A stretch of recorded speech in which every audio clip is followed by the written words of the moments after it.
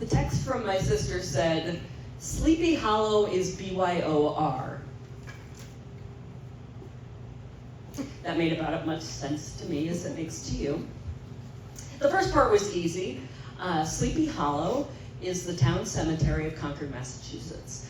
And it is the final resting place of such luminaries as Henry David Thoreau, Louisa May Alcott, Ralph Waldo Emerson, and Franklin M. Fisher, who is my father.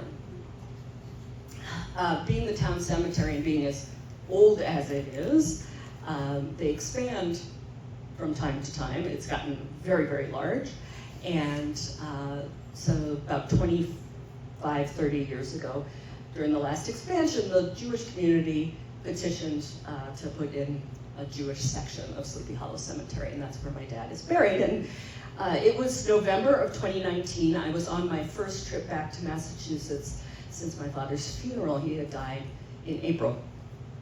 And I had told my sister I was headed out to the cemetery. So Sleepy Hollow, okay. BYOR. I had to really think about this, but I got it. Here's the thing. Jewish burial and mourning customs, like any culture, have their specific rules in specific ways, and they're not necessarily what you're used to in sort of the generic American funeral. And so first thing is that Jewish cemeteries, that Jewish burials have to take place in a dedicated Jewish cemetery. So usually there's just separate cemeteries, but you can have a section in another cemetery, and it's usually marked off by a fence or a bush or something.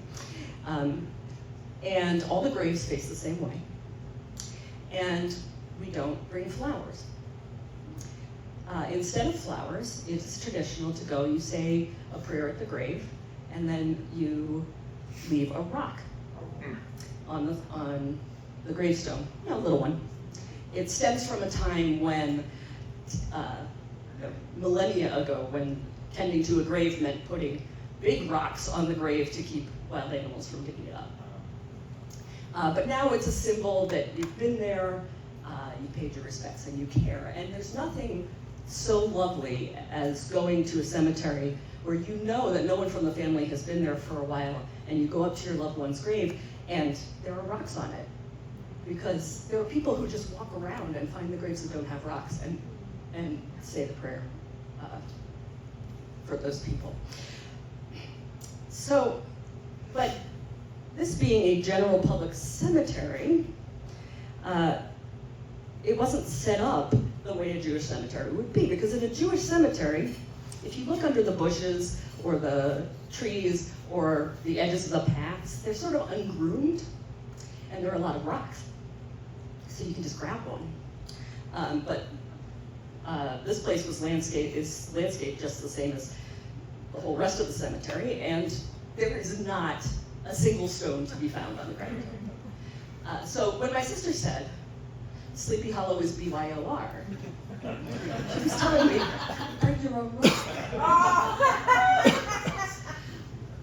So my brother and I stopped off at the library, which has a gravel path, and grabbed some rocks, and then we went out to the cemetery. In keeping with Jewish tradition, there was no headstone on my father's grave for the first 11 months. So there's like a little sign that looks like, what the fertilizer people put on your lawn. It just has the name. It's a little plastic thing. It's got the name and the date of death. And we said our prayers when we put our rocks. And then and I looked around, and I realized that people had gotten kind of creative. Realizing that they were not going to just pick up a rock, and had to bring their own, people decided to have fun with this. And so in addition to just what you usually see, which is just great rocks, there are painted rocks, there are rocks with little messages, Bubby, I graduated, things like that. And also, some people had noticed that, why does it have to be a rock, really? I mean, So there was one grave that had a baseball on it, because this is the Red Sox nation. We may be in the Jewish section, but we take it seriously. So that was in November of 2019. And I knew I would be back beginning of April for the ceremony setting the headstone in April 2020. So that didn't happen, and I didn't come back until April of 21 after my mother and I had both been vaccinated. And I brought my own rocks, 2 little glass stones in my favorite colors that meant something to me, and I left them on my father's grave. And then I looked around and I noticed that, one, still no rocks anywhere on the ground, and 2, there are rocks that I know were on one grave last time I was here, that are on another one. And I don't want to make accusations, because, you know, maybe the wind blew them off and then people blew them up again. I don't know. That does not seem to be in the spirit to steal other people's rocks. And from then on, we've been out many, many times, and our family, my husband and I and our kids, have started a new tradition.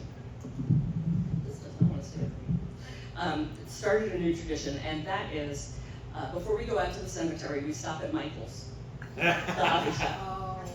And we go into the flower arranging section, and we buy a container of stones. And we go out and we leave the stones, a stone or 2 on my father's grave.